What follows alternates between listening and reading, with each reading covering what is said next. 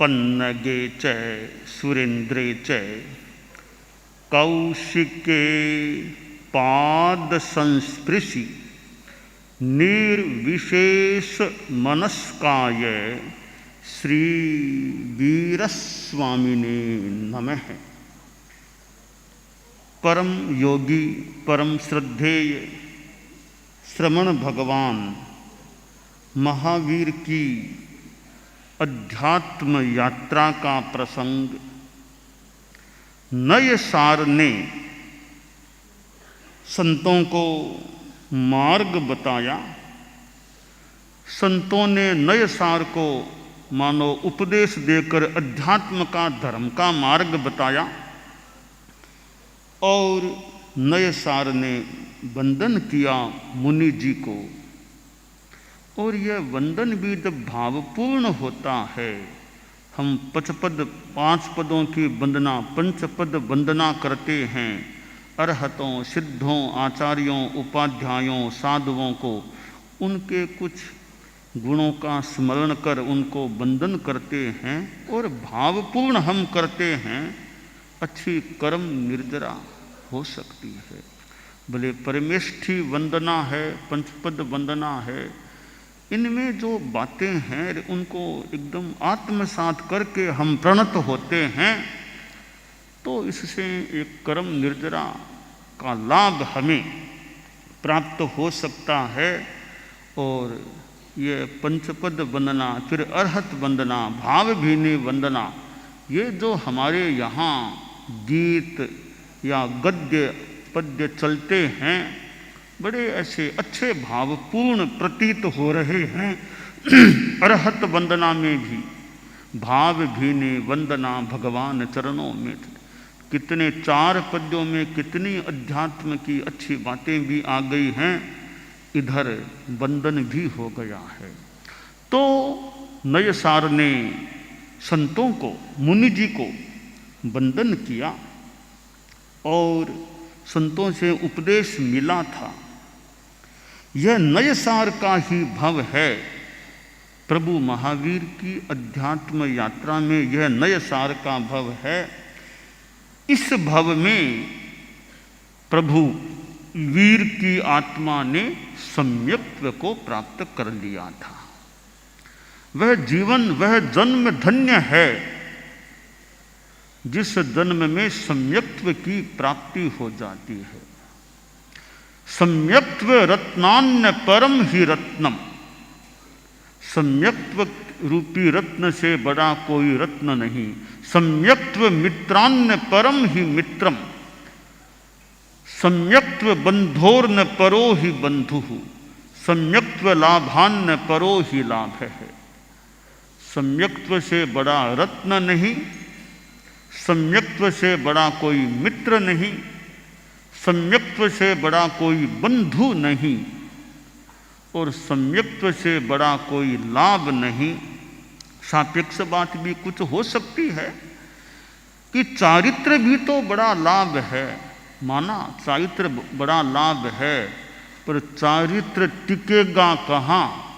सम्यक्त्व नहीं है तो चारित्र टिक ही नहीं सकता। मानो कि चारित्र को टिकाने वाला आलंबन देने वाला सम्यक्त्व है, अज्ञान को ज्ञान बनाने वाला सम्यक्त्व है।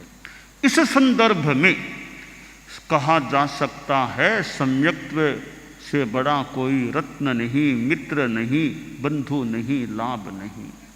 तो सम्यक्त्व की प्राप्ति हो जाना और सम्यक्त्व की निर्मलता अच्छी रहना, यह खास बात है। ऐसा प्रतीत होता है कि यह आस्था हो तमेव सच्चम निसंकम जम जिनेहिं पवेयम, जो जिनेश्वर भगवानों ने प्रवेदित किया है वही सत्य है या वह सत्य ही है, वह निस्संक है। कि भाई मेरे चिंतन में कहीं त्रुटि हो सकती है, तो जिनेश्वर भगवान ने जो प्रवेदित कर दिया उसमें कोई गलती नहीं, त्रुटि नहीं। तो जिनेश्वर भगवान ने जो प्रवेदित कर दिया है, किया है, वही सत्य है, वह सत्य ही है। तो यह आस्था, यानी इसका तात्पर्य यह प्रतीत होता है कि जो सच्चाई है बस मेरा उसको समर्थन है, उसके प्रति मैं प्रणत हूं। यह भाव जितना पुष्ट होता है तो अनुमानित हो रहा है एक सम्यक्त्व को पुष्टता प्राप्त हो सकती है। दूसरी बात है कसाय मंदता। हमारे चारों कसाय क्रोध, मान, माया, लोभ, ये प्रतनु रहे। इनको प्रतनु करने का, पतला करने का हमारा प्रयास चलता रहे तो कसायों का प्रतनुकरण यह सम्यक्त्व संपोषण का एक उपाय, यह दूसरी बात, दूसरा उपाय है। और तीसरा उपाय है तत्वबोध करें, अनाग्रह भाव से, श्रद्धा भाव से, सम्मान भाव से तत्व ज्ञान, तत्व बोध करने का प्रयास करें और बात को बिना दुराग्रह के पकड़ने का, समझने का प्रयास करें। ये तीन आयाम मुझे सम्यक्त्व संपोषण के हेतु लग रहे हैं कि एक तो सच्चाई के प्रति निष्ठा, तमें उसका आगम का आलंबन सूत्र है तमेव सत्यम निसंकम जम जिणेहिम पवेयम। वही सत्य है, वह सत्य ही है जो जिनेश्वर भगवानों ने प्रवेदित किया है। यानी जो सच्चाई है उसको मेरा संपूर्णतया सर्वात्मना प्रणत भाव से मेरा समर्थन है, मेरी अनुमोदना है। यह सम्यक्त्व पुष्टि का बड़ा एक साधन है। और कसाय प्रतनुकरण, क्रोध, मान, माया, लोभ, इनको पतला करने की साधना, यह सम्यक्त्व के लिए बड़ा सहायक तत्व है। और तीसरी बात तत्वबोध, श्रद्धा भाव, ज्ञान के प्रति सम्मान का भाव और इधर अनाग्रह भाव, बिना दुराग्रह पूर्ण पूर्वाग्रह के तत्व को समझने का प्रयास, इनसे सम्यक्त्व की संपुष्टि हो सकती है, सम्यक्त्व की प्राप्ति और संपुष्टि हो सकती है। यो सम्यक्त्व के दो प्रकार, निसर्गजम निमित्तजम च। अब कर्मों का विलय हो गया, दर्शन मोहन ये हट गया, स्वतः भी सम्यक्त्व उभर सकता है।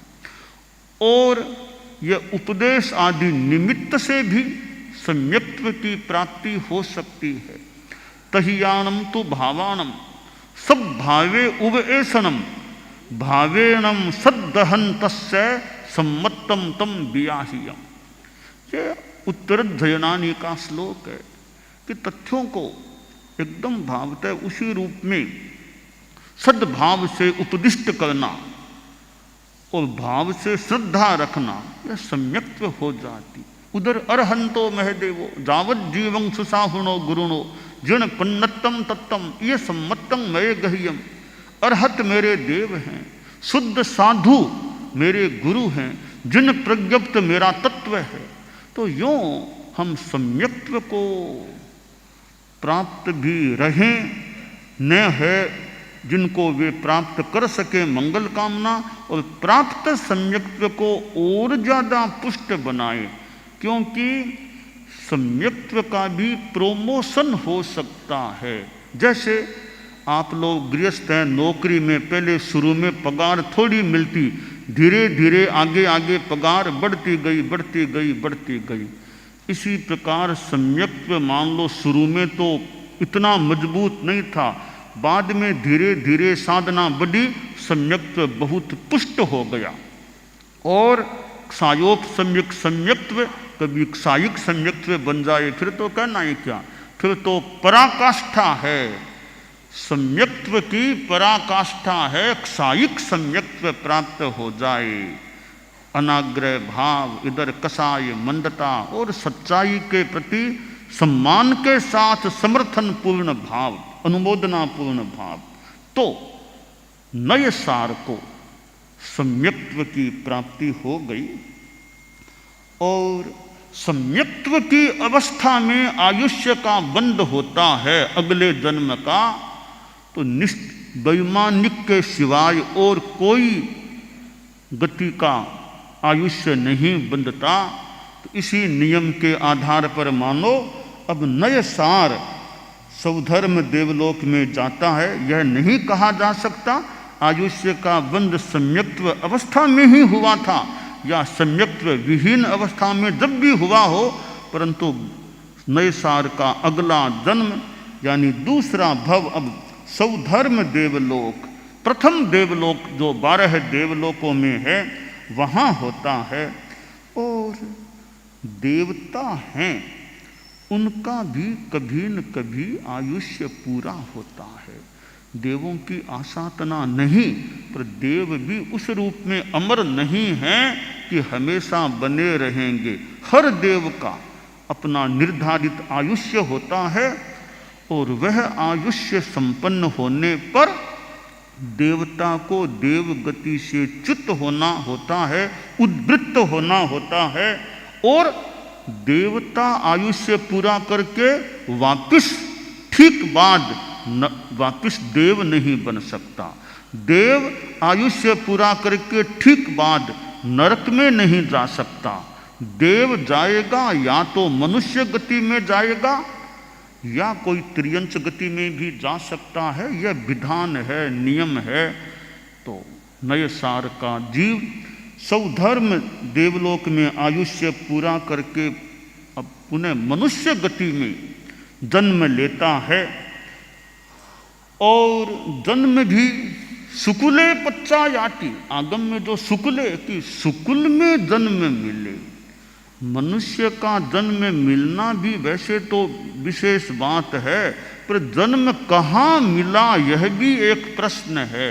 एक धर्म के माहौल वाले कुल में जन्म मिले, शालीन शिष्टाचार संपन्न, दया करुणा से भावित, संयम तप से भावित परिवार में जन्म लेने का मौका मिले, एक तो वह जन्म है।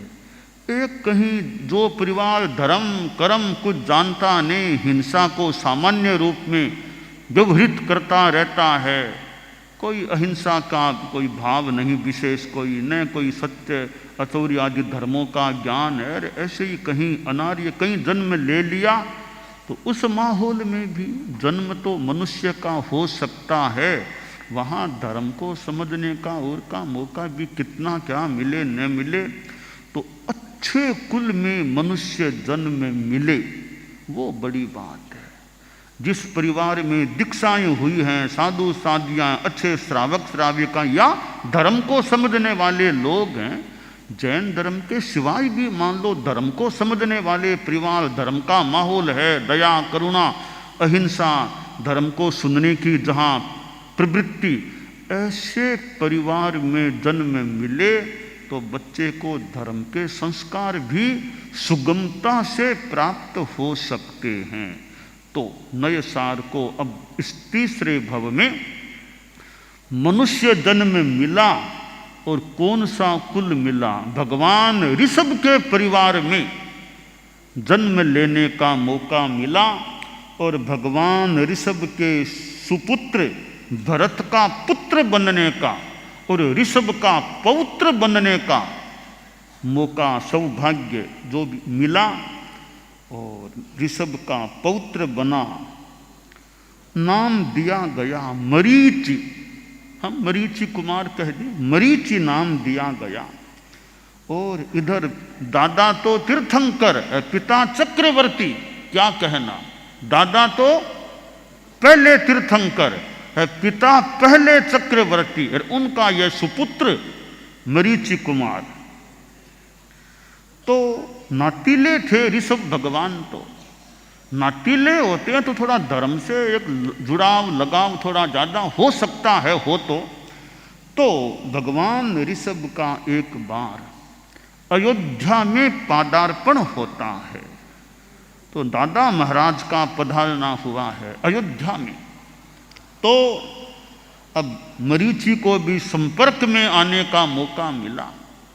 तीर्थंकर भगवान और संसार पक्ष में दादा महाराज, तो उनके पास संपर्क में आया मरीचि और भगवान ऋषभ की देशना प्राप्त हुई, प्रवचन सुनने को मिले, वो भी तीर्थंकर का प्रवचन सुनने को मिले, कितनी बढ़िया बात है।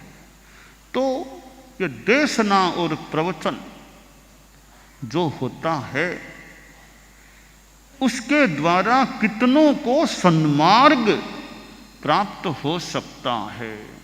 हमारे कितने साधु साध्वियाँ दीक्षित हुए हैं, चारित्रात्माएं समणियाँ भी समणीय रूप में दीक्षित हुई हैं, तो कितनों को कैसे कैसे संपर्क मिला होगा कि कभी आचार्यों का, कभी और चारित्रात्माओं का संपर्क मिला होगा, प्रेरणा मिली होगी और उनमें एक संवेग मानो पुष्ट हुआ आश्रय और वे दीक्षित हो गए।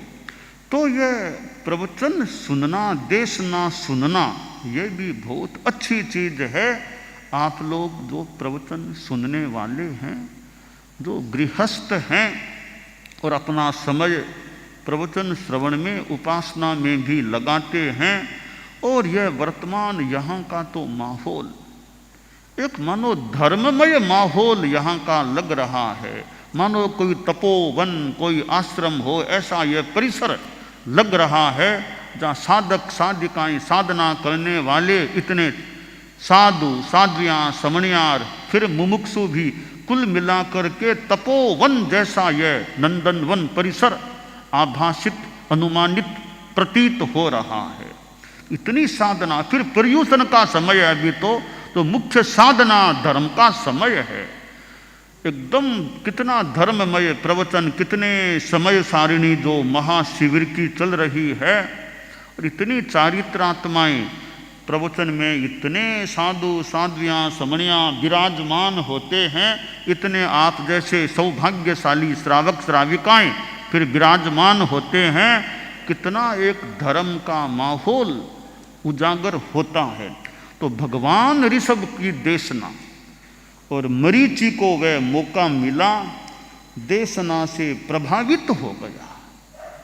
कोई कोई बात आदमी को झकझोर देने वाली, आदमी के चिंतन को मोड़ देने वाली, दिशा का निर्देश देने वाली बन सकती है। और तीर्थंकरों की वाणी, तो मरीचि ने जब प्रवचन देशना का लाभ लिया और मन में वैराग्य भाव जाग गया, वैराग्य आ गया।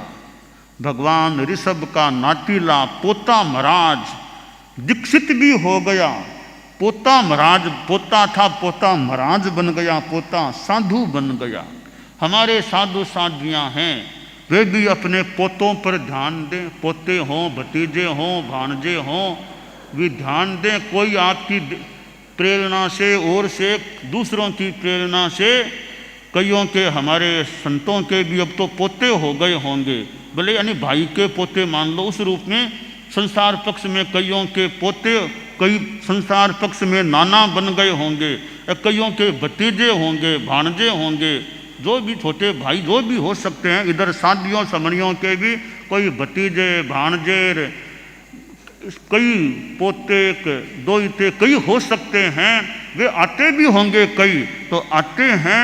उन्हें मौके मौके पर तत्वबोध की बात बताएं, अगर धर्म की विशेष प्रेरणा दें, तो कई वैराग्यवान भी बन जाएं तो बन जाएं। क्योंकि एक ही परिवार से अनेक बहनें हमारे धर्म संघ में दीक्षित, एक परिवार से अनेक भाई हमारे धर्म संघ में दीक्षित हैं, दो ही भाई दोनों के दोनों दीक्षित हैं, ऐसे भी प्रसंग हैं हमारे धर्म संघ में।